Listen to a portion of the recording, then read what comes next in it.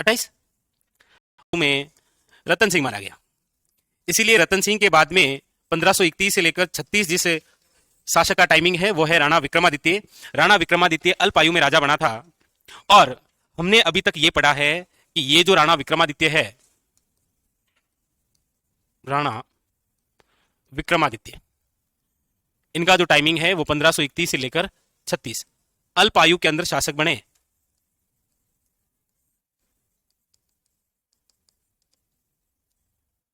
अल्प आयु में शासक बने, इसीलिए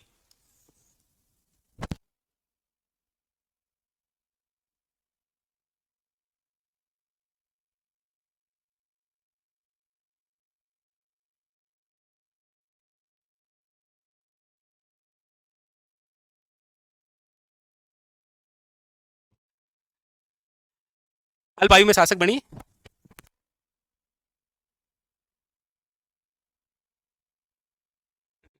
तो इसकी मां संरक्षिका बनती, मां का नाम क्या था? कर्मावती।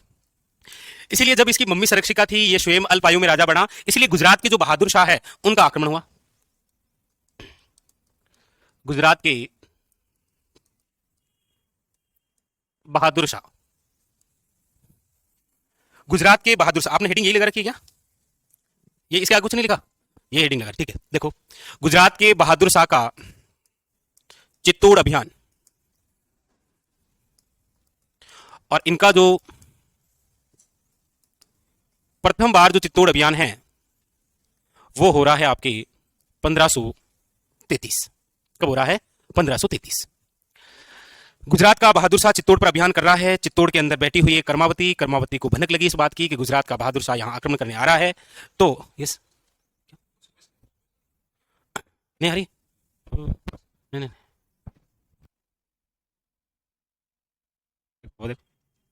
पूछो। हाँ भाई, एक बार कमेंट करो, आवाज आ रही है? कमेंट करो फटाफट।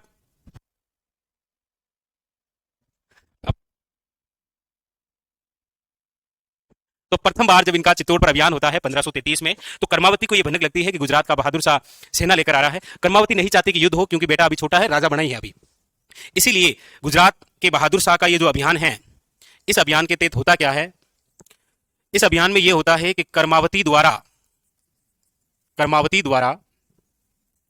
बहादुर शाह को रणथंबोर किले की चाबियां सौंपी जाती है या चाबियां दी जाती है। क्योंकि गुजरात के बहादुर शाह का ये जो चित्तौड़ पर अभियान हो रहा है, इसका उद्देश्य ये कतई नहीं है कि चित्तौड़ पर अधिकार करना है, केवल और केवल क्या लेकर जाना है यहां से? पैसा।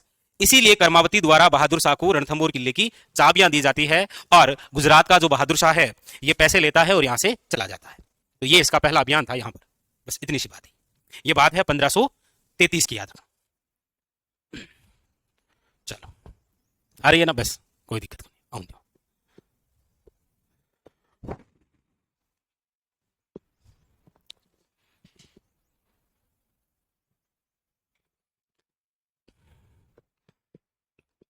लिख लिया? यहां से क्वेश्चन आए कोई जरूरी नहीं है, ना आया है कभी, हालांकि आगे बढ़ सकता है कि गुजरात के बहादुर शाह का प्रथम बार चित्तौड़ पर अभियान कब हुआ? तो 1533। अब आप हेडिंग लगाइए, बहादुर शाह का चित्तौड़ पर आक्रमण। अब वो आक्रमण करेगा।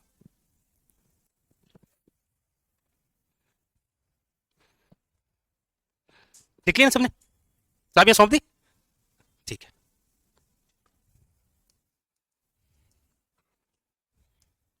बहादुर शाह का चित्तौड़ पर आक्रमण, ये आक्रमण 1534,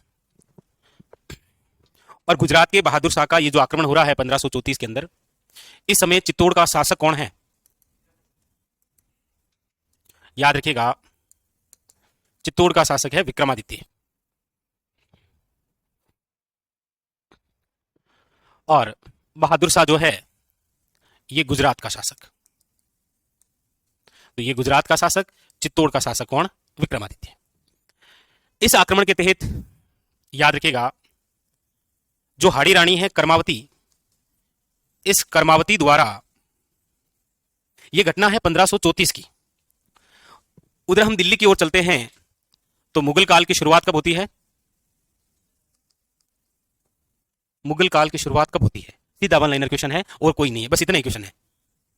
तो 1526 पानीपत जीते। 1526 से लेकर 1530 तक जो मुगल शासक रहा वो कौन है? बाबर। 1530 से लेकर 1540 तक जो शासक है वो कौन है? हुमायूं। हुमायूं वापस बनेगा कब? 1555 से लेकर 56 फिर बनेगा। ये एकमात्र ऐसा जो 2 बार बना है, हुमायूं। बीच में शेरशाह सूरी और उनके वंशज आ जाएंगे। 40 में एक युद्ध होगा, कौन सा भाई? 2 युद्ध हुए हैं क्रम से, चौसा और बिलग्राम का युद्ध। चौसा के युद्ध ने यह बता दिया था कि दिल्ली का अगला शासक मुगल ना होकर अफगान बनेगा, और वो कौन है? शेरशाह सूरी। ये बात सिद्ध कर दी थी किसने? बिलग्राम के युद्ध ने। चौसा का युद्ध कौन सी नदी के किनारे हुआ है जिसे भारत का अशोक कहते हैं? भाई पढ़ते हैं ना कि जैसे बिहार का अशोक पढ़ते हैं, कोसी नदी, राजस्थान का अशोक घग्गर, वैसे भारत का अशोक किसे कहते हैं? उस नदी को ही कहा जाता है जिसके अंदर लड़ते हुए हुमायूं गिर गया था। हुमायूं को एक भिश्ती ने बचाया था जिसका नाम था निजाम रुक्का।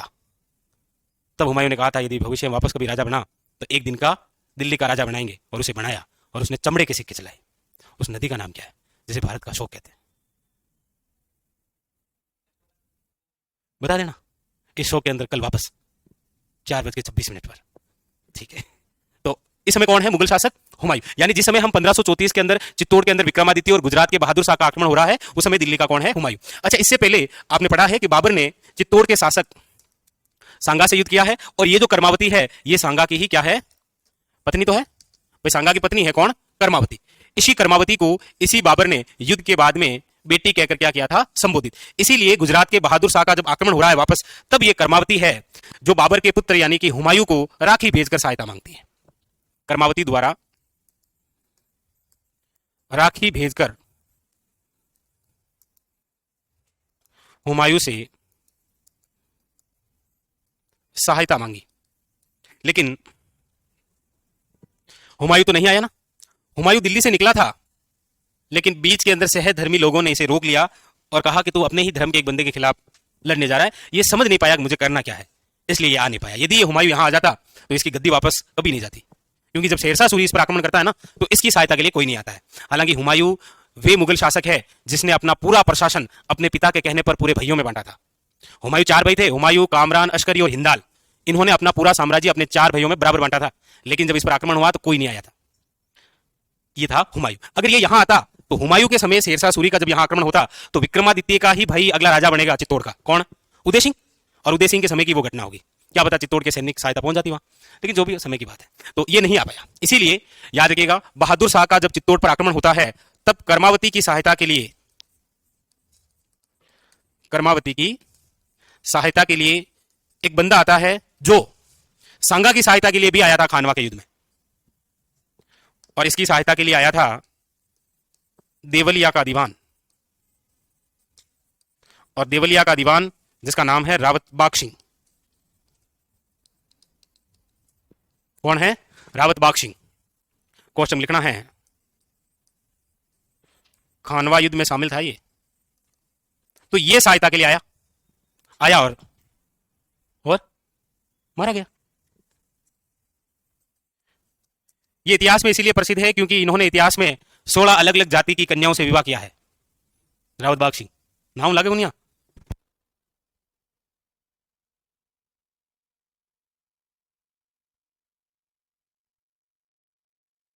तो रावत बाग सिंह आया था और इसी युद्ध में मारा गया।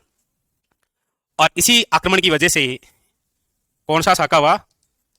चित्तौड़ का दूसरा साका। ये होता। तो वो नदी नहीं मिली।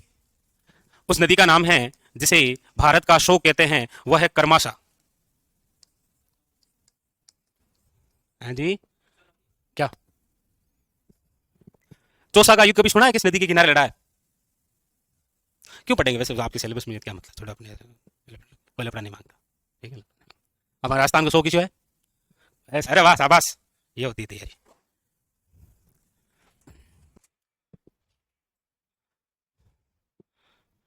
सर बांकली बांध तो सुना था, ये बांकली झील ना, बांकली झील पाली में है। बांकली झील कहाँ है? पाली के अंदर।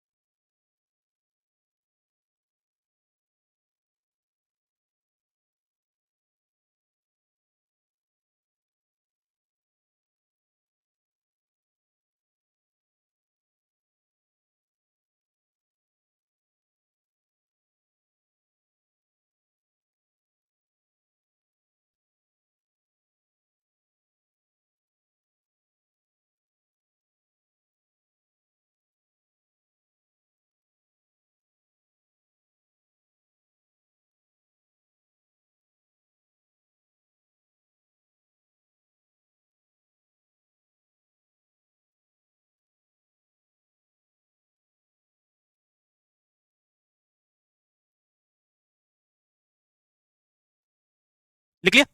तो इस वजह से कौन सी घटना हुई, तो लिखो चित्तौड़ का दूसरा साका, हेडिंग डालो,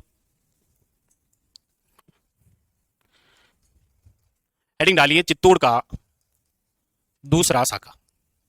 साका क्या होता है आप सब जानते हैं, ऐसा मैं मान के चल रहा हूं, लेकिन साका होता है केसरिया प्लस जौहर इजिकल टू साका। ठीक है, केसरिया करते हैं पुरुष, कैसे करते हैं केसरिया पुरुष,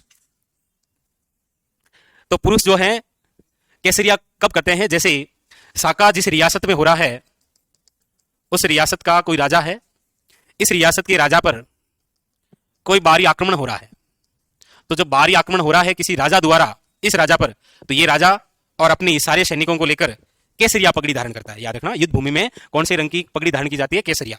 केसरिया पगड़ी धारण करते हैं और दो उद्देश्य लेकर युद्ध भूमि में उतरते हैं, या तो युद्ध जीत के आएंगे या युद्ध में काम आएंगे। काम आने का मतलब है वीर गति को प्राप्त होना।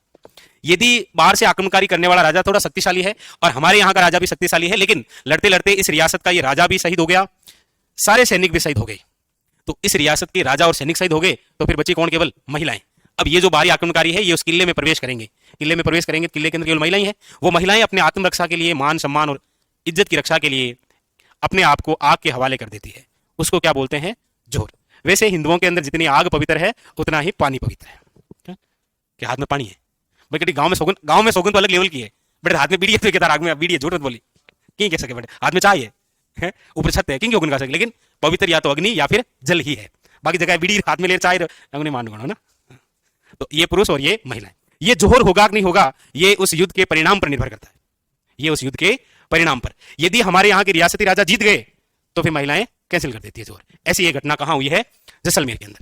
1550 में जब जैसलमेर के शासक थे कौन, लूणकर्ण भाटी, तब कंधार के अमीर अली का आक्रमण हुआ था, तब वहां पर जैसलमेर वाले जीत गए थे। हालांकि राजा और सैनिक तो लड़ते वीर गति को प्राप्त हो गए, लेकिन वो हार गया था, वो वहां से वापस लौट गया। तो पीछे महिलाओं ने क्या नहीं किया था, जोहर। जब जोहर नहीं हुआ तो फिर वो साका नहीं हुआ, फिर वो क्या हुआ, अर्ध साका। ठीक है, तो ये साका वगैरह होता है। चलो लिखो 8 मार्च 1535। ये जानकारी कहां से मिलती है, याद रखिएगा, पूर्व का ताम्रपत्र, तांबे पर लिखे गए लेख, जैसे लकड़ी पर लिखे गए काष्ठ लेख, पत्थर पर लिखे गए शिलालेख, वैसे ये तांबे पर, पूर्व का ताम्रपत्र।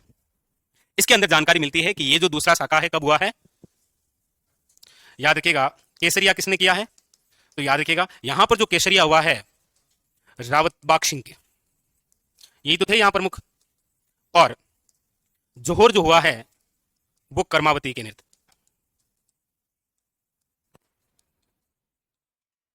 बस ये घटना होने से पहले चित्तौड़ का परित्याग कर दिया था किसने, संत मीरा ने, वरना मीराबाई भी क्या करती, जोहर। मीरा यही तो थी भाई, सांगा के पुत्र भोजराज की तो पत्नी थी। इस गुजरात के बहादुर शाह का आक्रमण हो उससे जस्ट 1 साल पहले चित्तौड़ त्याग दिया था, विक्रमादित्य के समय। ये क्वेश्चन आरएसएस बोर्ड ने पूछा, संत मीराबाई ने जब चित्तौड़ का परित्याग किया उस समय महाराणा कौन थे, विक्रमादित्य। बस लिख लिया, नोट लगाओ और एक बात लिख लो, ये नहीं लिखना है ना, एक दिन आपको सारे साके लिखा देंगे। राजस्थान में टोटल 11.5 हुए हैं। देखो 3 चित्तौड़, 2.5 जैसलमेर, 2 गागरोन, 2 शिवाना, 1 जालोर और 1 रणथंभौर। कितने हो गए, हो गए 11.5, बस 11.5 गेड़ा।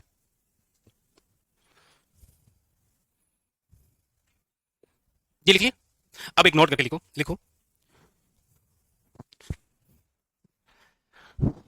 चित्तौड़ के दूसरे साके से पहले, आज से 5 साल जैसे पढ़ाते थे ना वैसे लिखा रहा हूं, लिखो चित्तौड़ के ऊपर मात्र, चित्तौड़ के 5 साल पहले की बात कर रहा हूं, चित्तौड़ के दूसरे साके से पहले, ले के ऊपर मात्र है ना, दूसरे साके से पहले संत मीराबाई ने चित्तौड़ का परित्याग किया, चित्तौड़ का परित्याग किया। हमेशा के लिए चित्तौड़ छोड़ दिया था ना, ये नहीं लिखना था हमेशा के लिए छोड़ दिया, ये तो बता रहा हूं, बड़ी दुविधा थी उस समय। लिखो चूंकि, तो विद्यार्थी से लिखते थे चूंकि, जबकि चूंकि लगानी होती है हिंदी में चूंकि, लेकिन इसलिए बोलते हैं ना, तो ये लिखने वाले वर्ड थोड़ी है, ये लगाने वाले हैं। किसके लगाना है कैसे लगाना होता है, ऐसे है ना, हिंदी वालों को पता ही है तो ऐसा नहीं बोला हाँ चूंकि, और कॉपी में देखता मैं जाके लिखा हुआ है चूंकि ऐसे। जैसे खड़ी पाई बोलते हैं तो खड़ी पाई लिखते थोड़ी है, खड़ी पाई ऐसे लगाते हैं वैसे। लेकिन अब दौर बदल चुका है, अब शॉर्ट में ज्यादा है और शॉर्ट में ठीक ही रहता है। तो ये बात कंप्लीट हो गई किसकी, चित्तौड़ के दूसरे साके की। यहां से याद रखना है चित्तौड़ का जो पहला साका हुआ उस समय चित्तौड़ के शासक कौन थे, रावल रतन सिंह, आक्रमणकारी अलाउद्दीन खिलजी। चित्तौड़ का जब दूसरा साका हो रहा है तो भूलना नहीं है बाक्षिंग के नेतृत्व में तो क्या हुआ था, केसरिया। शासक कौन थे, विक्रमादित्य। जोहर कर्मावती, याद रखना। चलो नेक्स्ट, अब लिख लीजिए आगे। अब लिखिए आप, हेडिंग लगाइए अस्थायी शासक, चित्तौड़ का अस्थायी शासक। हाँ, चित्तौड़ का, मैंने पिछले सेशन में कहा था कि यहां से ये जो स्टोरी शुरू हो रही है ना, ये उस कोहिनूर मूवी जैसी है। चित्तौड़ का अस्थायी शासक जिसका नाम क्या है, बनवीर। चित्तौड़ का अस्थायी शासक बनवीर निम्न में से किसकी अवैध संतान था, किसका अवैध संतान था, किसका, किसका,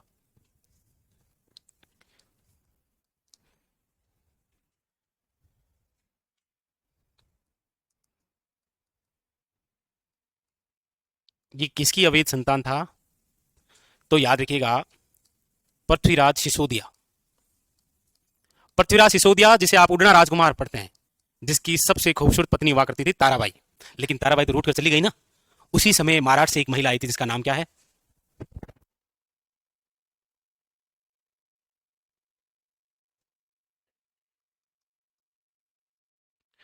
हमारे यहां पर क्या,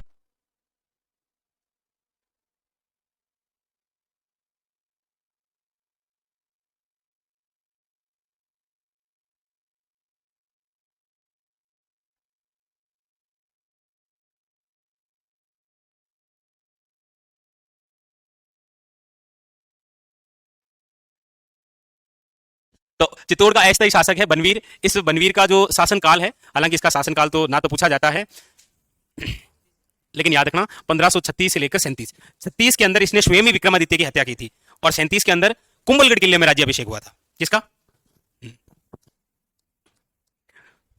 इससे पहले रतन सिंह राजा बने थे ना।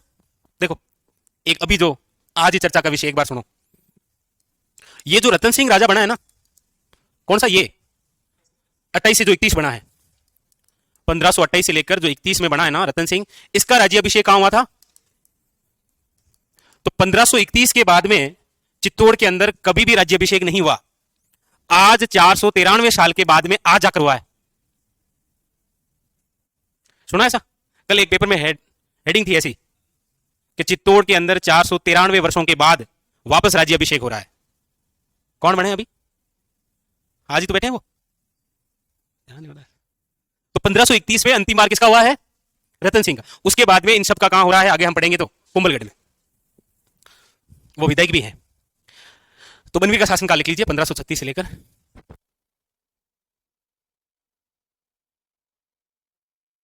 तो बनवीर लिख लो, अवैध संतान है और शासनकाल है 1536 से लेकर 37। इस बनवीर ने, याद रखिएगा, सबसे पहले तो विक्रमादित्य की हत्या की। विक्रमादित्य की हत्या करके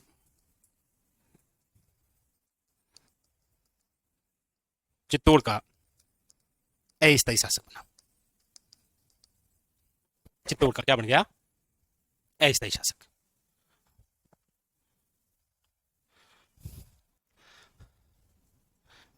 विक्रमादित्य की हत्या करके चित्तौड़ का अस्थायी शासक बना कौन, है जी, चित्तौड़, चित्तौड़। अच्छा, जिस समय, ये दो क्वेश्चन है, गुजरात के बहादुर शाह का जिस समय आक्रमण हो रहा है उस समय वह यहां नहीं है। कहां है वो, बूंदी के अंदर। वापस यहां आया है चित्तौड़ के अंदर, क्योंकि चित्तौड़ का राजा है। आया तो यहां पर किसने हत्या कर दी, बनवीर ने। अब यहीं पर कौन मौजूद है, उदय सिंह। तो ये जो बनवीर है, ये विक्रमादित्य के बाद में किसकी हत्या करना चाह रहा है, उदय सिंह की। उदय सिंह की, उदय सिंह की भी हत्या करना चाहता था। पढ़ते हैं ना आप, क्या पढ़ते हैं, पन्नाधाय का बलिदान, कि पन्नाधाय ने अपने पुत्र चंदन का बलिदान देकर मेवाड़ के जिस महाराणा को बचाया था वो कौन थे, उदय सिंह। टोकरी में ऐसा फोटो दे रखा है ना उसमें, बुक के अंदर, छोटी वाली में, 8वीं 10th के अंदर, पता नहीं ऐसे। ये वही सीन है जहां पर बनवीर उदय सिंह की भी हत्या करना चाहता था, लेकिन याद रखिएगा उदय सिंह की रक्षा किसने की थी? पन्नाधाय। पन्नाधाय गुर्जर जाति की महिला थी, क्योंकि परंपरा थी कि राजा के किसी भी पुत्र की यदि बचपन के अंदर पालन पोषण कोई गुर्जर जाति की महिला करती है तो वो बड़ा शूरवीर और बड़ा वीर होता है। तो रक्षा की थी किसने? पन्नाधाय ने। और पन्नाधाय ने रक्षा, याद रखिएगा, पन्नाधाय ने अपने पुत्र चंदन का बलिदान देकर। कहते हैं कि एक रात बनवीर उदय सिंह की हत्या करना चाह रहा था, क्योंकि विक्रमादित्य के बाद में मेवाड़ का अगले महाराणा की गद्दी किसके पास में जा रही थी? उदय सिंह। और बनवीर चाहता था कि यदि मैं उदय सिंह की भी हत्या कर दूं तो फिर मेवाड़ का अस्थायी नहीं स्थायी राजा बन जाएंगे। इसीलिए जब वो उदय सिंह की हत्या करना चाह रहा है, ऐसा जब षड्यंत्र रचता है, तो पन्नाधाय को पता लग जाता है, क्योंकि उदय सिंह का पालन पोषण जो है वो पन्नाधाय ही करती है। इसीलिए पन्नाधाय कैसे भी करके उदय सिंह को बचाना चाहती है। तो कहते हैं उस रात, जिस रात बनवीर उदय सिंह की हत्या करना चाहता है, और जैसे ही उस राजकुमार कक्ष में आता है, तो याद रखिए यहां पर पन्नाधाय क्या करती है कि उदय सिंह की जगह अपने पुत्र, जिसका नाम क्या है, चंदन, को सुला देती है। और पन्नाधाय जो है ये उदय सिंह को लेकर कहां चली जाती है? कुंभलगढ़। किसके पास शरण लेती है? तो याद रखिएगा आशा देवपुरा के पास। पीछे से बनवीर चंदन को उदय सिंह समझकर हत्या कर देता है, लेकिन बनवीर उस समय चित्तौड़ में रह होता है। तब तक पन्नाधाय और उदय सिंह को शरण मिलती है आशा देवपुरा के सहयोग से। कहां? कुंभलगढ़ में। और 1537 के अंदर कुंभलगढ़ में राज्य अभिषेक होता है किसका? उदय सिंह का। उदय सिंह को वापस बनवीर से चित्तौड़ छीनने में लगेंगे 3 वर्ष। बनवीर की हत्या होगी 1540 के अंदर मावली के युद्ध में, वो आगे की बात। तो उदय सिंह को लेकर याद रखिएगा कहां चली गई? कुंभलगढ़ में आशा देवपुरा के पास शरण ली। आशा देवपुरा के पास शरण। लिखो। अरे नहीं भाई, किसी को ब्लॉक नहीं कर रखा है ना। पूछिए आप क्या पूछना चाह रहे हैं। तो आशा देवपुरा के पास शरण ली। तो अक्सर क्वेश्चन आता है पन्नाधाय ने अपने किस पुत्र का? तो चंदन का। और याद रखिएगा किसकी रक्षा की थी? उदय सिंह। ऐसी कैसी रक्षा आप सुनते हैं, जिसे मारवाड़ की पन्नाधाय कहते हैं, वो कौन है? गोराधाय। जिसने किसकी रक्षा की थी? अजीत सिंह की।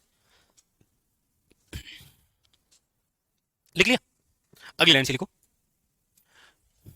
निर्माण। बनवीर ने निर्माण करवाया था किसका?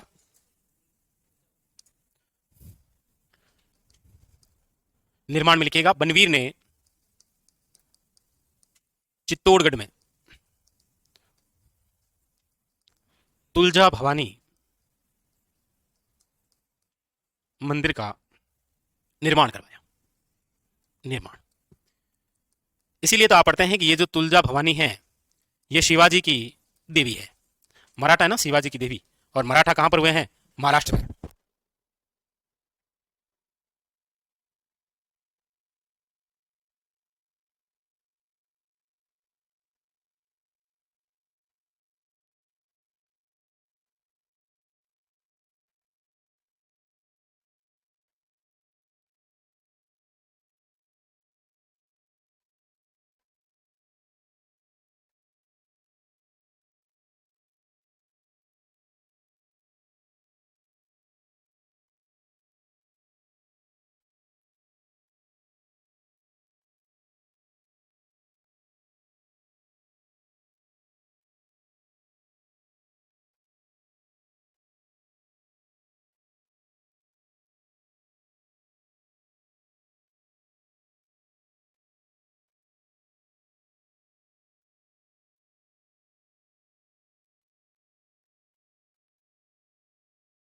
लिख लिया? बस बनवीर से रिलेटेड कोई क्वेश्चन आएगा तो याद रखिएगा, एक तो क्वेश्चन ये आता है सबसे ज्यादा तो यही है, किसको मारना चाहता था? उदय सिंह को। और एक ही याद रखिएगा मंदिर। इसके बाद में एक युद्ध होगा बनवीर और उदय सिंह का, लेकिन वो उदय सिंह के समय हम पढ़ेंगे। ठीक है, यहां पर बस बनवीर की इतनी सी बात है और कोई बात नहीं। अब आप हेडिंग लगाइए, कुंभलगढ़ किले में जिनका राज्य अभिषेक होता है वो है आपके कौन? लिखिए महाराणा उदय सिंह। महाराणा उदय सिंह जिनका टाइमिंग रहा है 1536 से लेकर 1537 से लेकर 72। इसके शासनकाल को लेकर कर्नल जेम्स टोड का एक कथन है। कर्नल जेम्स टोड यह कहता है कि सांगा और प्रताप के बीच यदि उदय सिंह नहीं होते तो मेवाड़ का इतिहास कुछ उज्जवल होता। नहीं आ रही है? कहीं हो? किसने कहा? क्या कह रहा था? मैं क्या कह रहा था? अच्छा हाँ, यस यस। मतलब कर्नल जेम्स टोड ये कहता है, इससे पहले अच्छे राजा जो हुए हैं, महान शासक जो हुए हैं, वो कौन है? सांगा, जिनका टाइमिंग है 1509 से लेकर 1528। सांगा का ही पुत्र है कौन? उदय सिंह।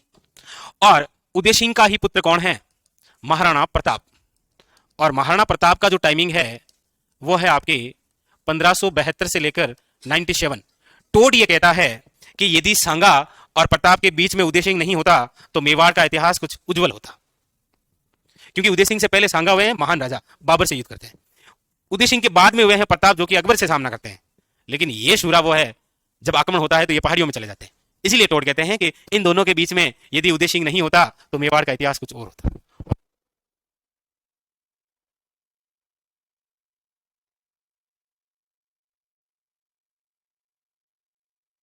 लिखो, इसके शासनकाल के बारे में एक बात लिखो। जब हम इनका शासनकाल पढ़ेंगे ना, तब आपको अपने आप पता चल जाएगा कि टोड ने ऐसा कथन क्यों कहा था। देखो, इसके शासनकाल को लेकर एक कथन है टोड का। कथन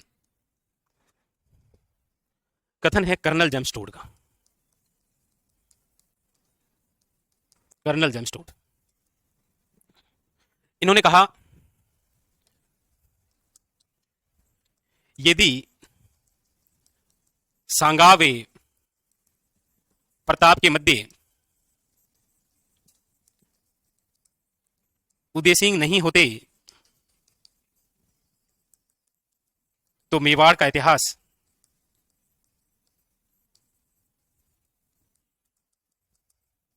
कुछ और या उज्जवल होता।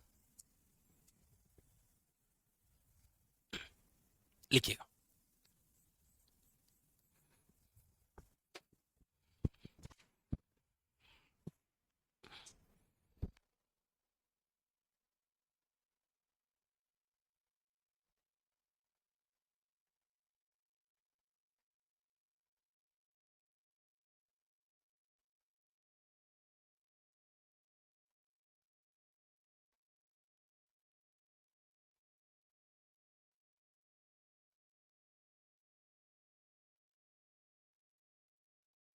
तो ये किसका कथन है? टोड का। अब हम इस कथन के बारे में आप स्वयं पता लगा लेंगे कि कैसे महाराणा उदय सिंह के समय ये कथन जो है वो कर्नल जेम्स टोड ने कहा। चलिए अब हम पढ़ते हैं उदय सिंह के बारे में। उदय सिंह के पिता का नाम क्या है? हाँ, ऐसे बोलो, ऐसे डर क्यों रहे हो? भय में गए थे ना, तो ऐसे डर क्यों रहे हो? लिखो, पिता राणा सांगा। लिखो, माता कर्मावती जी। पालन पोषण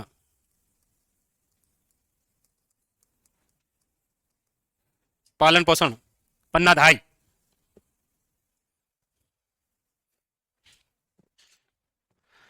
लिखिएगा, राज्य अभिषेक। राज्य अभिषेक कब हो रहा है? 1537। कहां हो रहा है? कुंभलगढ़ में। लिखो, कहां हो रहा है? कुंभलगढ़ के अंदर।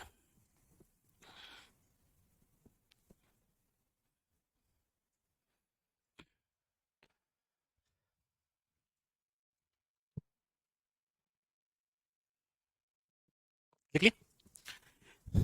रपली देखिए, उदय सिंह की जो पूरी कहानी है, लिखना कुछ नहीं है ना। 37, 40, 44, 57, 59, 68, 72, बस 7 बातें हैं इनकी। 37 में बंदे का हो रहा है राज्याभिषेक। 40 के अंदर बंदा मावली के युद्ध में बनवीर को पराजित करके चित्तौड़ जीतता है। 44 के अंदर, हालांकि 40 में एक और घटना होती है। 40 के अंदर ये जब कुंभलगढ़ में है कौन? उदय सिंह। हालांकि उदय सिंह ने 40 के अंदर पहले चित्तौड़ जीता है। उसके बाद में एक घटना होती है, और एक तो मावली का युद्ध तो है ही, 40 में एक घटना और होती है कि राव मालदेव का आक्रमण होता है उदय सिंह पर। वो आगे 44 के अंदर जब मेवाड़ का राजा उदय सिंह है, उस समय मारवाड़ में एक बहुत भयंकर युद्ध लड़ा जा रहा है। अफगान शासक शेरशाह सूरी और मारवाड़ के शासक मालदेव, उसका इस शासक पर क्या प्रभाव है? प्रभाव यह है कि दो बातें एक साथ जुड़ी हुई है कि जब 40 में उदय सिंह के पास चित्तौड़ नहीं था तो मालदेव सहायता करने आया था उदय सिंह की। अब उदय सिंह को सहायता के लिए जाना था। एक तो बात यह है, यह सहायता के लिए नहीं जाता है बल्कि अधीनता स्वीकार करता है। इसलिए पूछा जाए मेवाड़ का पहला महाराणा जिसने अफगान शासक की अधीनता स्वीकार की वे कौन है? उदय सिंह। तो मेवाड़ का पहला महाराणा जिसने मुगलों की अधीनता स्वीकार की वो कौन है? वो है अमर सिंह फर्स्ट, जो कि महाराणा प्रताप का पुत्र है। शेरशाह सूरी मुगल नहीं है, पता है ना आपको?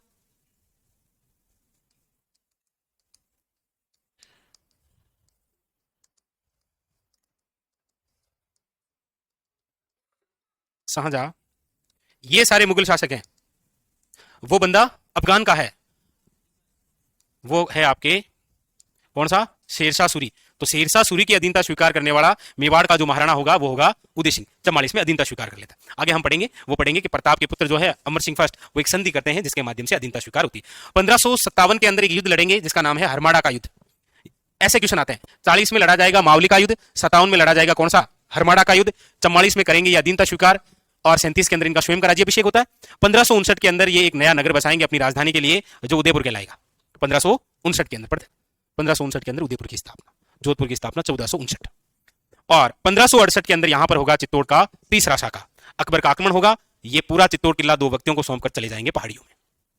1572 मृत्यु। बस इनकी बात है, ये लिख लिया। इसके बाद में हेडिंग डालिए नेक्स्ट। सबसे पहले लिख लीजिए मावली का युद्ध।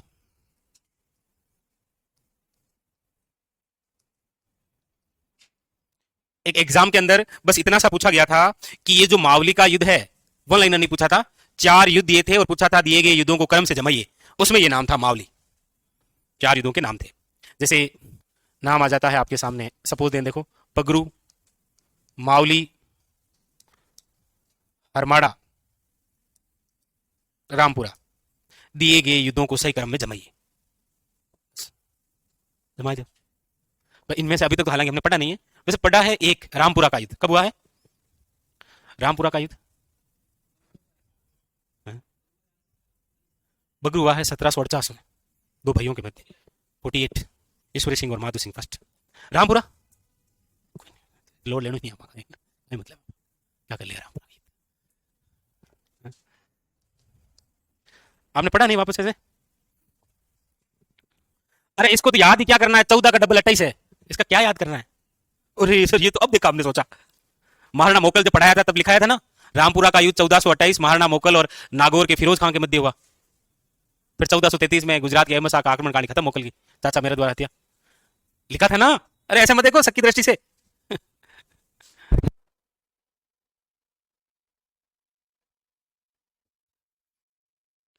हिस्ट्री से ऐसा ही कोई क्वेश्चन आएगा। तो मावली का युद्ध, और मावली का युद्ध है 1540 के अंदर। सन याद रखना बहुत जरूरी है, इतिहास में पूरी कहानी सन पर है। हिस्ट्री में सन याद नहीं है तो कहानी लिए फिरो आप, कोई मतलब नहीं उसका। हिस्ट्री में सन की बहुत ज्यादा इंपॉर्टेंस है। और अक्सर आप देखेंगे तो क्वेश्चन आता है 4 शासकों के नाम देकर दिए गए शासकों का सही क्रम जमाइए। वो क्रम तभी जमा पाएंगे जब आपको सन याद होगी, समझे? 4 युद्ध का क्रम पूछता है वो तभी होता है जब सन आती है। 4 वो कांड पूछता है, हत्याकांड पूछता है, कोई घटना पूछता है, सही क्रम में जमाइए, वो तभी होती है जब सन आती है। तो हिस्ट्री में सन की बहुत इंपॉर्टेंस है। मावली का युद्ध किनके मध्य हुआ? याद रखिएगा, उदय सिंह वर्सेज बनवीर। उदय सिंह विजय होते हैं और विजय होकर चित्तौड़ पर अधिकार करते हैं। चित्तौड़ पर अधिकार, क्योंकि इनका राज्याभिषेक कुंभलगढ़ में हुआ है। चित्तौड़ प्राप्त करने में इनको 3 साल लगे थे, याद रखना। और इसमें याद रखना उदय सिंह की सहायता के लिए कौन आया है? राव मालदेव। दोनों बहुत अच्छे दोस्त थे, उदय सिंह और मालदेव, देख लो। 40 में उदय सिंह बनवीर को पराजित करके चित्तौड़ पर अधिकार कर लेता है और सहायता के लिए आता है मालदेव। मालदेव की एक पत्नी थी, कहने में कह रहा हूं जी, एक पत्नी थी। मालदेव के 5 रानियां थी। नहीं, उमा तो रूट कर चली गई, उसके अलावा और थी 2 4 5 एक्स्ट्रा हो रहेंगे, अलग ही लेवल।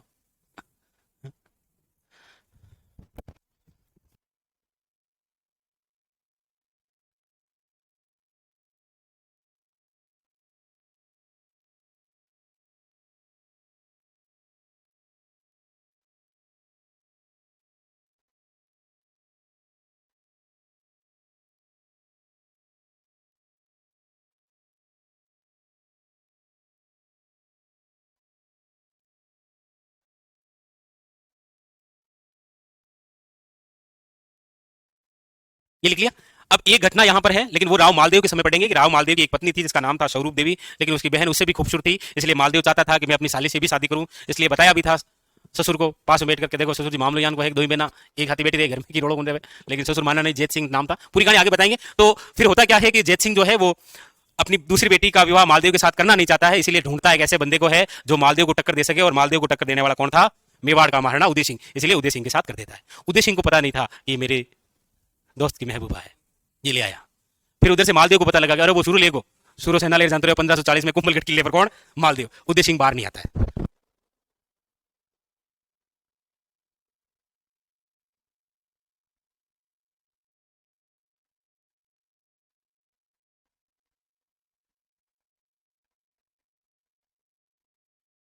तो मालदेव के समय हम लिखाएंगे आपको, मालदेव के जब अभियान पढ़ेंगे तब। यहां पर उदय सिंह है, तो उदय सिंह ने प्रॉपरली कौन सा युद्ध किया है? मावली का।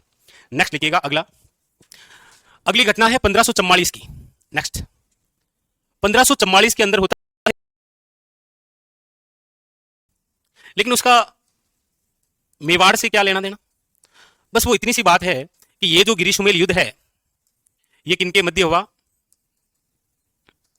तो इस युद्ध की पूरी कहानी उधर पढ़ेंगे हम मारवाड़ में। यहां पर क्यों पढ़ रहे हैं? यहां पर बस इसलिए पढ़ रहे हैं क्योंकि 1544 के अंदर शेरशाह सूरी ने जब राव मालदेव को पराजित कर दिया। मालदेव इतिहास के वे राजा हैं जिनको भारत का शासक बनने का मौका मिला था इसी युद्ध के माध्यम से। यदि शेरशाह सूरी को पराजित करते तो मालदेव डायरेक्ट भारत के राजा बनते, लेकिन नहीं बने। वैसे मालदेव इतिहास में बहुत अच्छा शासक हुआ है, 52 युद्धों का विजेता कहते हैं। जब इनका राज्याभिषेक होता है तो इनके पास में 2 परगने थे, सोजत और जोधपुर, लेकिन 52 युद्धों से 58 परगने जीते थे इन्होंने। और इनका सेनापति दशूरा ये स्वयं 52 युद्धों के विजेता, और इनका सेनापति 99 युद्धों के विजेता, जेता और कुंपा। तो ये युद्ध जीते हैं कौन? शेरशाह सूरी। शेरशाह सूरी जो कि अफगानी शासक है, और इसी अफगानी शासक की याद रखिएगा, अधीनता स्वीकार करने वाला बंदा था कौन? अधीनता स्वीकार करने वाला कौन था? सॉरी, उदय सिंह। देखो एक बार थोड़ा सा बोर्ड पर देखिए, आजकल क्या है, ऐसे क्वेश्चन बन सकते हैं। मारवाड़, मेवाड़, आमेर, इस समय जयपुर नहीं बसा अभी तक, ठीक है, बीकानेर। बात हम कर रहे हैं 1544 की, और 1544 के अंदर हमारे राजस्थान के अंदर मारवाड़ पर आक्रमण करने दिल्ली से बंदा आया है जिसका नाम क्या है? शेरशाह सूरी।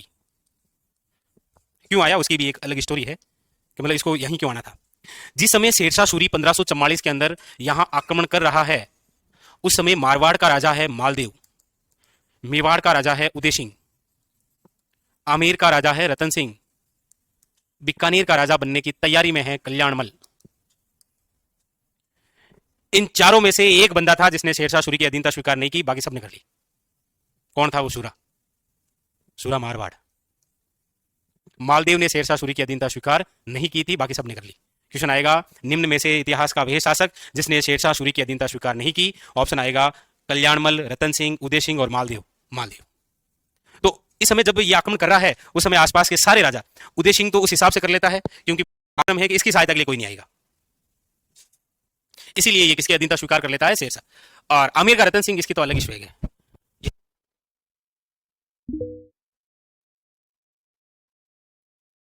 ये रतन सिंह का छावा है, शराबी अयासी था, शेरशाह सूरी की अधीनता स्वीकार की। कल्याणमल, इसका जैसा नाम है वैसा इसका कल्याण है। भारत में जिस समय सांगा मजबूत था ना, तो ये बंदा सांगा की सहायता के लिए गया था। अभी मजबूत कौन है? शेरशाह सूरी। तो ये किसके पास में है? शेरशाह सूरी के बाद में जब अकबर होगा तब यही बंदा 1570 नागौर दरबार में किसके पास जाएगा? अकबर के पास। इन 4 रियासतों की अलग ही कहानियां जी। इन 4 रियासतों के राजा यदि एक साथ खड़े होते ना, तो भारत के अंदर राज यही करते, पूरे भारत को यही जीतते। जैसे ये शेरशाह सूरी के समय की बात है, वैसे देखो आप, एक छोटी सी बात हो, जिस समय अकबर होता है ना, जिस समय दिल्ली का शासक कौन होता है? अकबर। उस समय मेवाड़ में होता है प्रताप, मारवाड़ में होता है चंद्रसेन, बीकानेर में कौन होता है? राय सिंह, आमेर में कौन होता है? मान सिंह। मान सिंह आमेर का, बीकानेर का राय सिंह, मारवाड़ का चंद्रसेन और मेवाड़ का प्रताप, ये 4 राजा इकट्ठा होकर पूरे ब्रह्मांड पर कहीं पर भी अधिकार कर सकते थे। मान सिंह तो सूरो कांटे। अकबर जब पहली बार मिला था तो इसे पूछा था जब नूर बन रहा था, तब तुम कहां थे? सूरो हो। एक मुख एक ठोक तो नहीं, या अमुजा सीमेंट से बनी हुई है क्या? नहीं, डायरेक्ट खत्म। इतना वीर था ये।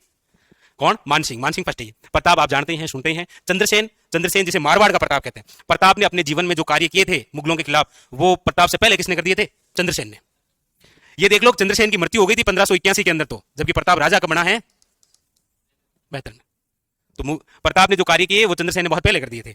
प्रसिद्ध इसीलिए नहीं हुए क्योंकि चंद्रसेन ने युद्ध नहीं किया था, प्रताप ने डायरेक्ट युद्ध किए थे, इसीलिए। और इधर बीकानेर का रायसिंह, ये तो अलग ही है। जब कल्याणमल 1570 नागौर दरबार में जाता है अपने दोनों पुत्रों को लेकर, पृथ्वीराज राठौड़ और रायसिंह, तो रायसिंह तो वहीं पसंद आ जाता है अकबर को, इसलिए अकबर रायसिंह को लेकर आगरा चला जाता है। वहीं से कह देता है बस अरे आईएएस निकल गया कंफर्म, तो आईएएस ही बनी। इसलिए तो उसको वहां से सूबेदारियां मिलनी शुरू होती है और पहली बार ये मेहरानगढ़ किले का सूबेदार बनता है।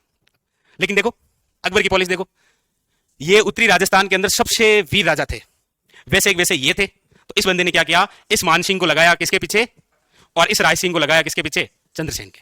पढ़ते ही रायसिंह चंद्रसेन का पीछा करता रहता है और मानसिंह किसका? प्रताप का। इसीलिए कहते हैं कि संगठन में ही शक्ति है। जिससे किसी का भी इतिहास पढ़ेंगे तो आप, चलो ये लिख लो। इसीलिए ये 1544 की बात पढ़नी जरूरी हो जाती है, अधीनता स्वीकार की। और ये याद रखेगा, मेवाड़ का प्रथम महाराणा जिसने शेरशाह सूरी की अधीनता स्वीकार की। इसका मतलब आपको क्या लग रहा है? तोड़ बात तो हाची की।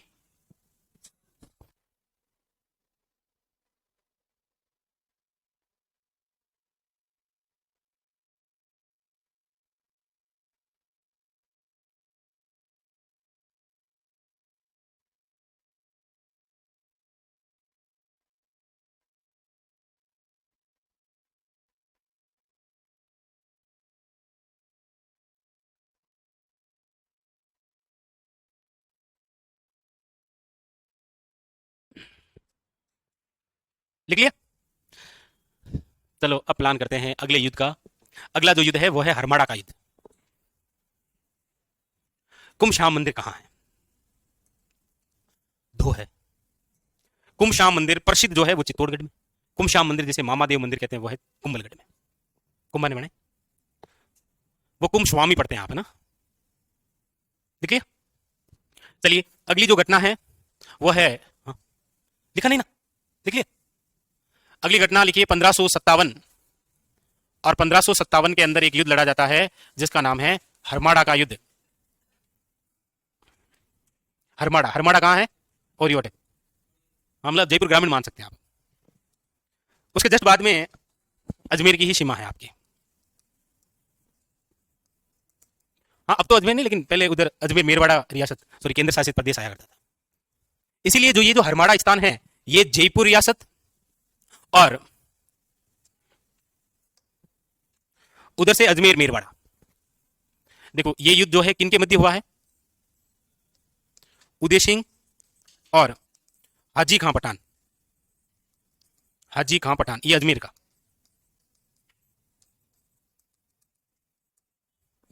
इस युद्ध में याद रखिएगा हाजी खां पठान की सहायता के लिए बंदा आया था कौन? मालदेव। मालदेव, इसीलिए उदय सिंह पराजित हो गए। पराजित, सीधे लिख लो बस। ये भी यदि क्वेश्चन पूछ रखा है तो याद रखिएगा वही के निम्न में से दिए गए युद्धों का सही क्रम है, उस सही क्रम के तहत ही पूछा गया है हरमाड़ा का युद्ध। आजकल ऐसे ऐसे युद्धों के नाम आते हैं जी। अब हल्दी घाटी तराइन ये नहीं आते, घने पूछा बस 15 साल में ही पूछा है, तराइन तराइन पूछा।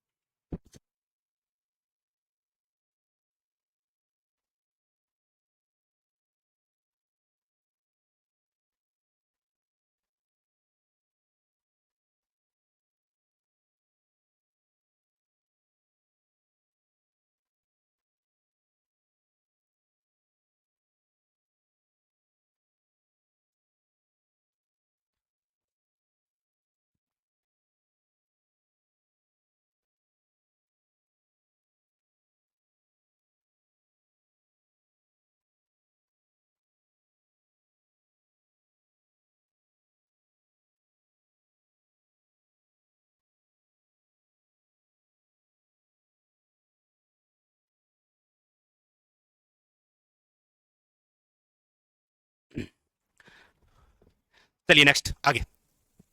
अब लिखेगा 1559। 1559 के अंदर किसकी स्थापना होती है? उदयपुर की स्थापना। उदयपुर की स्थापना, और उदयपुर की स्थापना करते हैं महाराणा उदय सिंह। स्थापना करके अपनी राजधानी बना लेते हैं महाराणा उदय सिंह।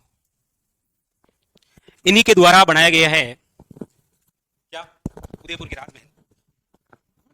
उदयपुर के राजमहल जिन्हें विंडसर के महलों की संज्ञा दी गई है फर्ग्यूसन द्वारा। महाराणा उदय सिंह ने निम्न में से उदयपुर की कौन सी झील की पाल का निर्माण करवाया था? यह है आरएसएसबी बोर्ड का नया क्वेश्चन जो अभी आया जस्ट। मेवाड़ के महाराणा उदय सिंह ने उदयपुर में निर्मित कौन सी झील की पाल बनाई थी? जैसम दुरासम ने सही बोला। कौन सी झील की पाल बनाई इन्होंने? है ना, उदयपुर में, वो तो राजसमंद में ना। तो वो उदयपुर की झील है पिछोला झील। उदयपुर की सबसे सुंदर झील जो है ना उदयपुर पिछोला, लिख लो। पिछोला झील की पाल का निर्माण। समझे तो सही, क्या पाल? चारों ओर परकोटा होता है ना, वो पिछोला झील की पाल का निर्माण भी करवाया। ये निर्माण करवाया, और इसके अलावा यस, एक तो इस झील का संबंध, और एक याद रखना उदयपुर बसाकर ही इन्होंने जल की व्यवस्था के लिए एक झील बनाई थी। कौन सी? उदय सागर झील। उदय सागर झील का निर्माण, झील का निर्माण करवाया। उदय सागर झील में कौन सी नदी गिरती है? आयड़ नदी का पानी। ठीक है, आयड़ नदी का पानी।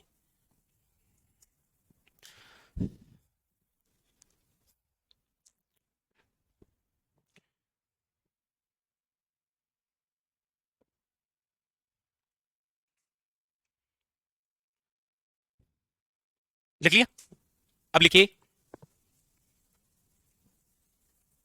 अब होगा उदयपुर पर अकबर का आक्रमण। तो लिखो अकबर का चित्तौड़ पर अभियान।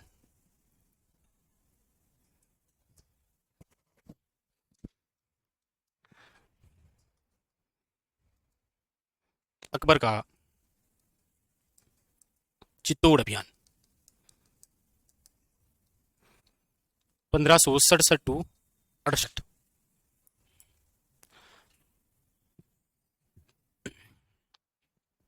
सबसे पहली बात तो वजह क्या है? अकबर कर क्या है? वजह क्या है? वजह तुम हो। वजह कौन है? तुम हो। क्या वजह क्या है? यस, उदय सिंह ने उड़ता हुआ तीर लिया। कौन सा? अकबर चित्तौड़ अभियान कर रहा है, उसकी वजह है, एक तो यह है कि अकबर का एक दुश्मन है, वह है मालवा का बाज बहादुर, और एक है मेड़ता का जयमल मेड़तिया। और इन दोनों को ही शरण देता है कौन? उदय सिंह। उदय सिंह द्वारा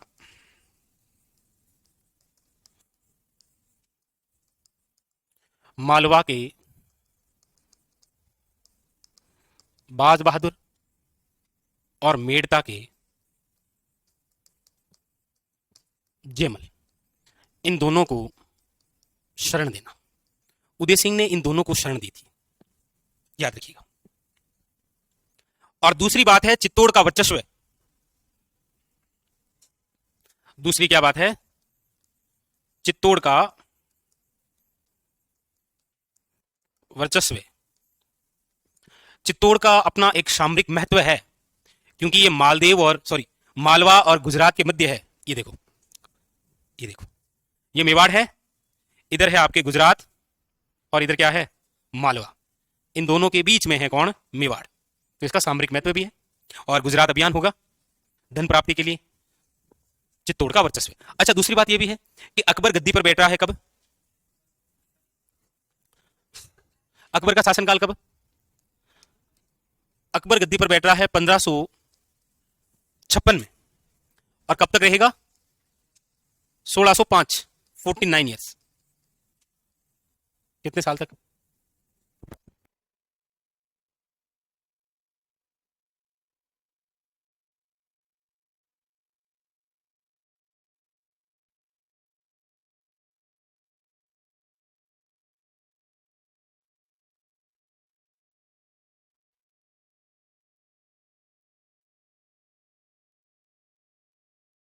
तो चित्तौड़ का वर्चस्व है वो कि अकबर से पहले जो शासक थे हुमायूं, हुमायूं से पहले शेरशाह सूरी की अधीनता स्वीकार कर रखी थी किसने? उदय सिंह ने। तो जब कोई किसी गद्दी पर बैठता है तो पुरानी लिस्ट तो देखते ही है ना कि पुराने परदादाओं के पास में कौन कौन से खेत हुआ करते थे। तो उसमें पता चला कि ये भी उनके पास में था कभी, इसीलिए आक्रमण करता है। एक वजह ये, और दूसरी वजह भी आपके सामने ही है। ये वजह आई तो पता इसका भी लग गया कि अच्छा वो आदमी है, करो तो। तो अब अकबर का चित्तौड़ अभियान, आक्रमण भी होगा, अधिकार भी होगा, शाखा भी होगा, बहुत सारी बातें भी होगी। ये लिख लिया, तो कारण हो गया। नेक्स्ट देखिए, अकबर द्वारा चित्तौड़ पर, अकबर द्वारा चित्तौड़ पर आक्रमण कब हो रहा है? नहीं नहीं, सट सट में मजा नहीं है। सट सट में वो मजा नहीं है ना तो डेट में है। एग्जामिनर डेट पूछ रखी है, आई शपथ, आप मानो कि नहीं मानो, डेट पूछ रखी है उसने कि अकबर द्वारा चित्तौड़ पर आक्रमण कब किया गया था, और डेट ये पूछ रखी है कि अकबर द्वारा चित्तौड़ पर अधिकार कब किया गया था। ये लो, अकबर द्वारा चित्तौड़ पर जब आक्रमण किया जा रहा है, अधिकार किया जा रहा है, उस समय चित्तौड़ का शासक कौन है? उस समय चित्तौड़ का प्रशासक कौन है, और अकबर के साथ कौन है, सारे पूछ रखे। तो आप में से कोई डेट बताएगा तो आनंद आ जाएगा, नहीं बताएगा तो कोई बात है, कोई आनंद तो ले लें, कल पूछ पाँच ले लें मैं। तो याद रखिएगा, अकबर द्वारा चित्तौड़ पर जो आक्रमण हुआ है वो किया गया है 23 अक्टूबर 1567। अधिकार कब किया गया है? 25 जनवरी 1568। Very very important. ठीक है, तो देखो अक्टूबर तो है ही नहीं, नवंबर, दिसंबर, जनवरी और फरवरी। अच्छा फरवरी ना, फरवरी, फरवरी लिखो भाई। कितने महीने हो गए? नवंबर, दिसंबर, जनवरी और फरवरी, कितने महीने? इससे डबल किसने घेरा डाला था कभी चित्तौड़ पर? 8 माह तक अलाउद्दीन खिलजी ने। अलाउद्दीन खिलजी का चित्तौड़ पर आक्रमण कब हुआ? डेट कौन सी है? कहीं लगे मैंने मामलो गड़बड़ लगे था। सही है, सही तो है, नहीं है? हाँ सही है। फिर फरवरी, मार्च, अप्रैल, मई, जून, जुलाई, अगस्त, 26 अगस्त, बिल्कुल। चित्तौड़ के शासक कौन थे इस समय? उदय सिंह। लेकिन उदय सिंह को जैसे ही पता चला कि अकबर आ रहा है, तो उदय सिंह चित्तौड़ का प्रशासक किसे बना देता है? दो, जयमल मेड़तिया और एक है फतेह सिसोदिया। बोला अब आप देखो ये, और मैं तो चला। और सुरो लुगे टाबना लेर घी प्रो, गिरवा की पहाड़ियों में। उदय सिंह कहां चले गए? गिरवा की पहाड़ियों में।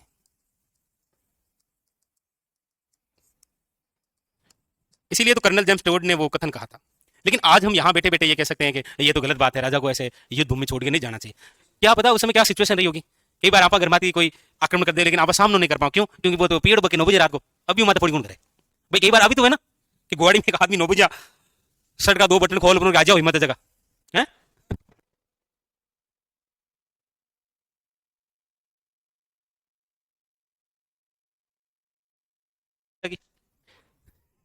इसीलिए राजा जो है वो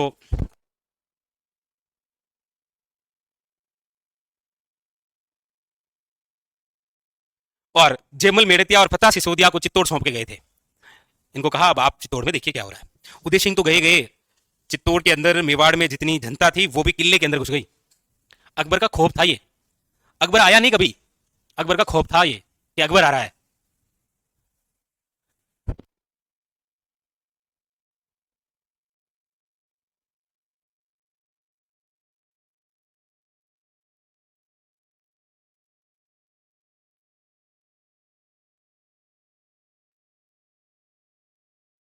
जब पता चला कि अकबर आ रहा है तो मेवाड़ के अंदर रहने वाले 40 क्या 35,000 के आसपास सारे लोग चित्तौड़ किले के अंदर आ गए थे।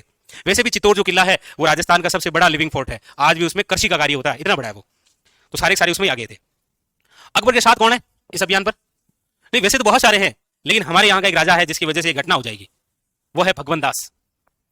अकबर केवल चित्तौड़ जीतने आया है, भगवंत दास कह देगा कि ये जो सामने बैठे हैं ना लोग, बार के हाँसा हाँसा है, चाप बांट ले ला रू, मतलब इनका कत्लेआम कर दो।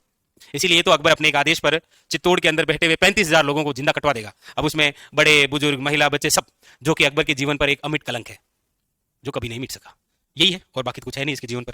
तो अकबर के साथ कौन है, याद रखिएगा, भगवंत दास। कौन है, भगवंत दास, लिखो।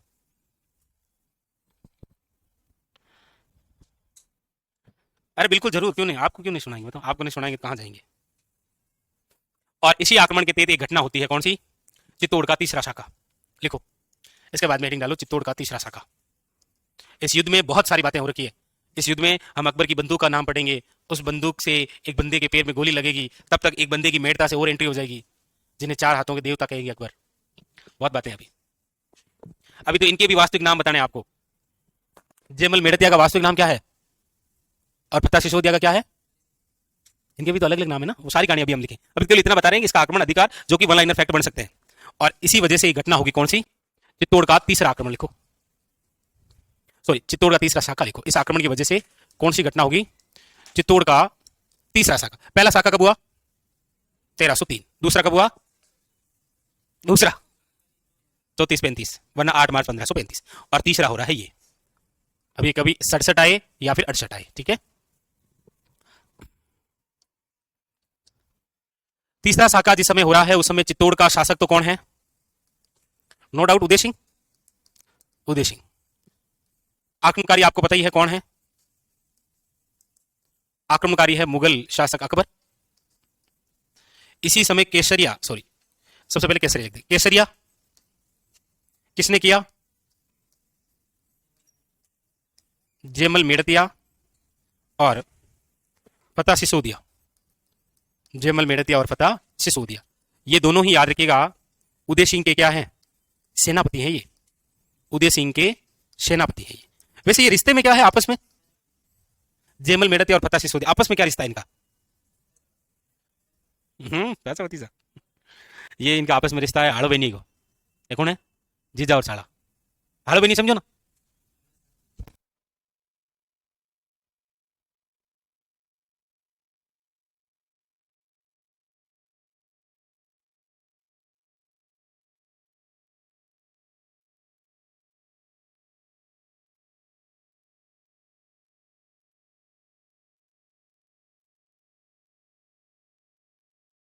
हाड़ो बहनी।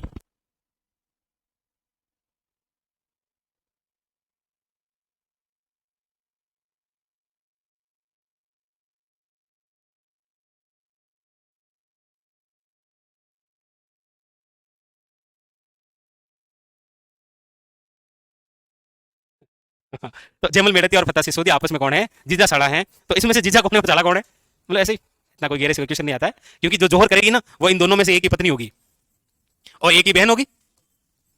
तो जोहर करने वाली कौन है, याद रखिएगा, फूल कंवर। ये फूल कंवर किसकी पत्नी थी, ये तो क्वेश्चन बनता है जी। हाँ, पता की, ठीक है, पत्नी। बहन किसकी है, जी है। हाँ इनकी तो, हाँ ये भी बन ही सकते हैं, ऐसा क्या। तो ये दोनों आपस में क्या है, ये बड़ी अच्छी बात है, इन दोनों के आपस में हो रखी है शादी, ये लो, बस बस।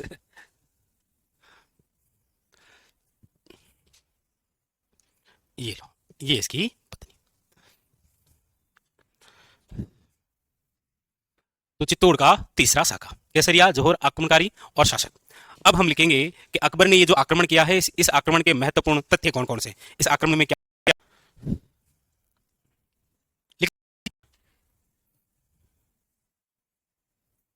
महत्वपूर्ण तथ्य, देखिए, महत्वपूर्ण तथ्य, और वो सारी घटना इस आक्रमण के समय की है, जिस समय अकबर द्वारा चित्तौड़ पर आक्रमण किया जा रहा है।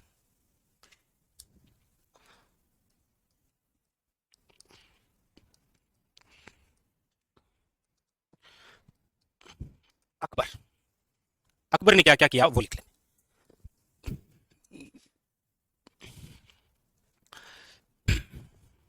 चलो एक क्वेश्चन पूछ लेता हूं आपसे। अकबर के पास में एक हाथी था। अकबर किसी भी युद्ध में यदि वो हाथी लेकर पहुंचता ना, तो ये 100% बात थी कि वो युद्ध अकबर ही जीत के आता। क्या नाम था इसके हाथी का, ना ना वो तो मान सिंह है, उसकी तो बात ही नहीं। हाँ भाई, ऑनलाइन वाले भी कमेंट कर सकते हैं, हैं जी। नहीं नहीं नहीं नहीं,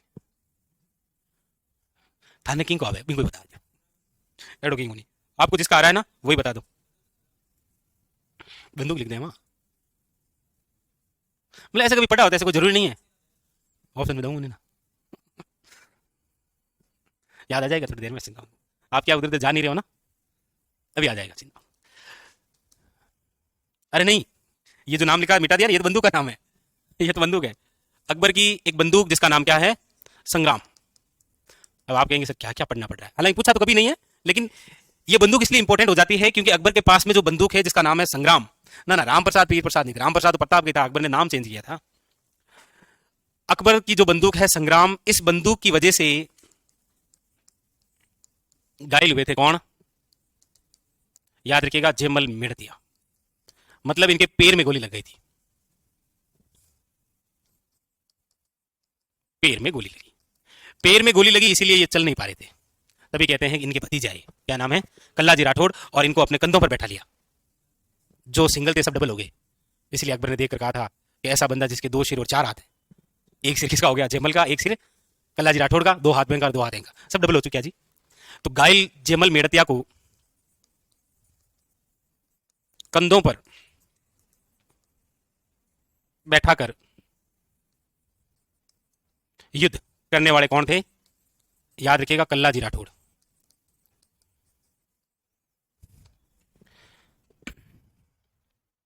कल्लाजी राठौड़, अरे नहीं क्यों नहीं सुनते, सुनते हैं बिल्कुल, ऑनलाइन वालों की पूरी सुनते हैं, कल्लाजी राठौड़ याद रखिएगा, जिसे झुंझारू वीर कहा जाता है, क्या कहा जाता है, झुंझारू वीर, पूछ रखा है, निम्न में से किस लोक देवता को झुंझारू वीर के नाम से जानते हैं, कल्लाजी राठौड़, तो इन्होंने कंधों पर बैठा कर युद्ध किया, तो आज चाचा एडो किंग उन्हें सुरा कंधा में ठान लिया और युद्ध में भाग लिया। ऐसे ही हमारे राजस्थान के एक लोक देवता है जो घोड़ी पर बैठकर जब युद्ध करने आ रहे थे तो सामने जो बाहरी आक्रमणकारी था, उसका नाम तो आपको बताना है, उसको ये लगा कि सामने जो आ रहा है कुंभलगढ़, नहीं नहीं अलग है, पीर प्रसाद नहीं था, पीर प्रसाद नहीं था, हाँ इसीलिए उस लोक देवता को देखकर कहा था कि मेरे सामने जो आ रहा है वो साक्षात देवता है, क्योंकि जो युद्ध करने जा रहे थे ना उनका धड़ वहीं था, उनका सिर इतनी तेज गति से कटा था कि युद्ध तो हो रहा है कहां पर, हनुमानगढ़ में, और शीश इतनी तेज गति से कटा कि जाकर गिर गया चूरू में, तो सिर तो है चूरू में और धड़ कहां है, हनुमानगढ़ में, वो देखिए अरे कटे गए, तो उसको देखकर कहा था कि मेरे सामने जो आ रहा है वो साक्षात देवता है, किसको कहा था, गोगा जी, किसने कहा था, गजनवी ने कहा था। और इधर अकबर ने, याद रखिएगा, कल्लाजी राठौड़ को क्या कहा था, 4 हाथों वाले देवता, कल्लाजी राठौड़।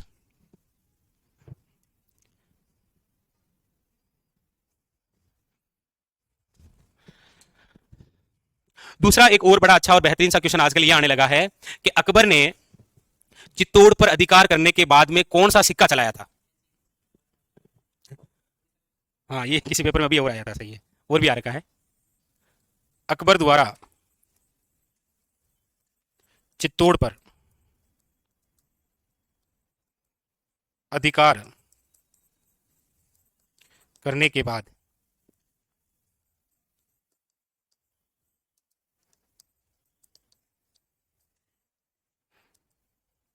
ये क्वेश्चन आया है,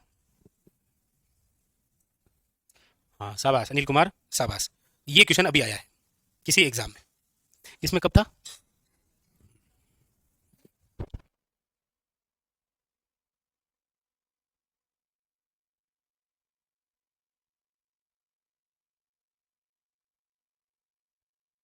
कर देता है वो, क्या कर सकते हैं उसका। तो एक तो याद रखिएगा ये सिक्का पूछा गया है, कल्लाजी राठौड़ की विशेष बात है, जेमल मेड़तिया याद रखिएगा, और अगली बात ये वही घटना है जिसकी वजह से अकबर के जीवन पर क्या लगा है, अमिट कलंक, क्योंकि अकबर ने भगवन दास के कहने पर, अकबर ने भगवन दास के कहने पर चित्तौड़ में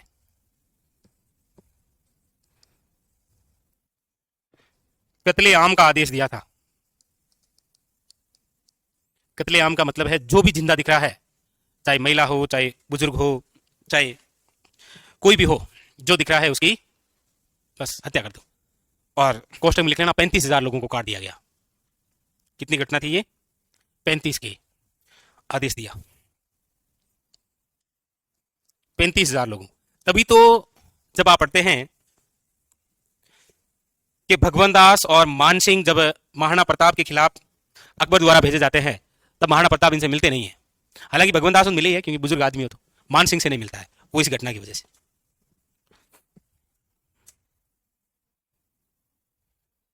हाँ, हवाई था हाथी का नाम, क्या था? हवाई। हैं? शाबाश ऑनलाइन वाले विद्यार्थी, शाबाश। उसके पास में भी वो स्पेशल था। हम्म।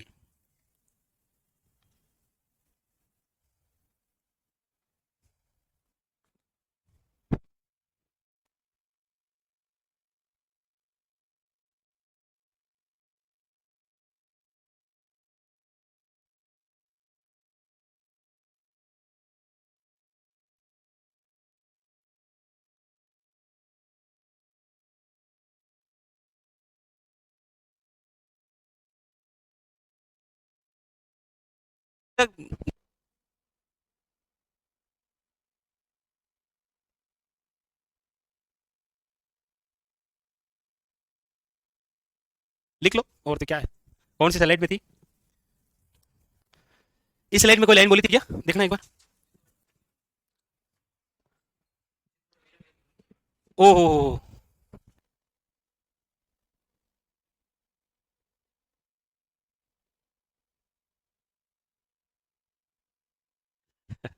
चलो आगे लिखो अपने। तो इस आक्रमण से संबंधित अकबर की जो महत्वपूर्ण बातें हैं वो आपके सामने ये है, जहां से क्वेश्चन बनता है। हमेशा पूछ रखा है किसके कहने पर चित्तौड़ में कत्लेआम, चित्तौड़ के अंदर कत्लेआम, और एक यहां होगा अपने जयपुर के अंदर कत्लेआम। जब माधो सिंह पहली बार गद्दी पर बैठेंगे तो वो अपने सैनिकों को ये कहकर बैठेंगे कि मैं गद्दी पर तब बैठूंगा जब मुझे जयपुर में एक भी मराठा दिखाई नहीं देगा, इसलिए वो 1 साल के बाद में गद्दी पर बैठते हैं। तो वो होता है मराठों का कत्लेआम, और यहां पर है चित्तौड़ में कत्लेआम। ठीक है, चलिए।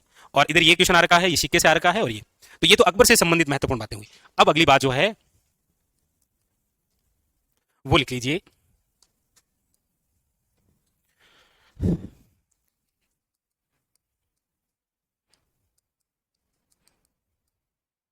जेमल मेड़तिया वे फत्ता सिसोदिया, इन्होंने क्या किया था, कैसे लिया, इनकी क्या खास बात है? सबसे पहले तो ये दोनों ही जो हैं वो उदय सिंह के क्या है, सेनापति हैं। उदय सिंह के सेनापति। ऐसा कहते हैं कि अकबर ने जब इस युद्ध के अंदर जेमल मेड़तिया और फतेह सिसोदिया को लड़ते हुए देखा तो इसकी वीरता से इतना प्रभावित हुआ था कि इनकी मूर्तियां लगाई थी। कहां पर? आगरा किले के बाहर। हालांकि वो किसने तोड़वा दी थी? औरंगजेब ने। और ऐसी ही एक मूर्तियां जो कि गजारूढ़ है, यानी कि हाथी पर सवार है, और किससे बनी हुई है? पत्थरों से। गजारूढ़ पाषाण मूर्तियां लगाई है किसने? जूनागढ़ किले के बाहर राय सिंह ने। तो इन दोनों की वीरता से, वीरता से प्रभावित होकर, क्योंकि देखो आप, जेमल मेड़तिया और फतेह सिसोदिया, जिसको ये स्वयं पता है कि हम जिस जगह हैं अभी, उस जगह के जो राजा है, जो शासक हैं उदय सिंह, वो तो स्वयं जा चुके हैं, तो हम युद्ध करें क्यों? ये तो ऐसे भी अकबर को कहते आ जाओ, यही गुनबेत, कहानी खत्म थी ना, ये क्यों युद्ध करेंगे? लेकिन वीरता, क्योंकि उदय सिंह इनके भरोसे छोड़ के गया था। इसी वीरता से प्रभावित होकर, याद रखिएगा इनकी मूर्तियां, और इनकी जो मूर्तियां हैं, एक तो याद रखिएगा अकबर द्वारा, अकबर द्वारा आगरा किले के बाहर। लेकिन याद रखिएगा किले के बाहर मूर्तियां, लेकिन याद रखिएगा औरंगजेब ने इन मूर्तियों को तोड़ दिया था, तोड़वा दी गई। दूसरी,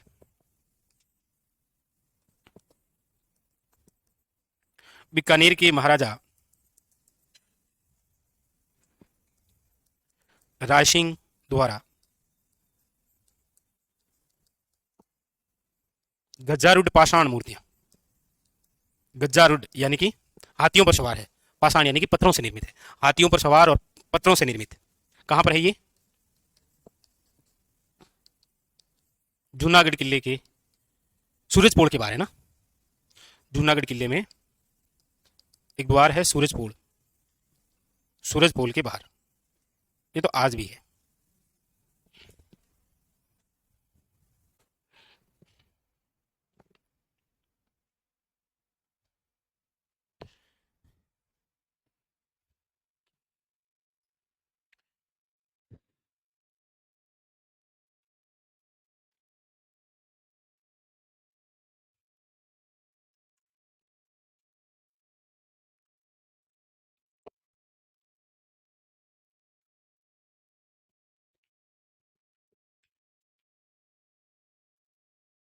मुझे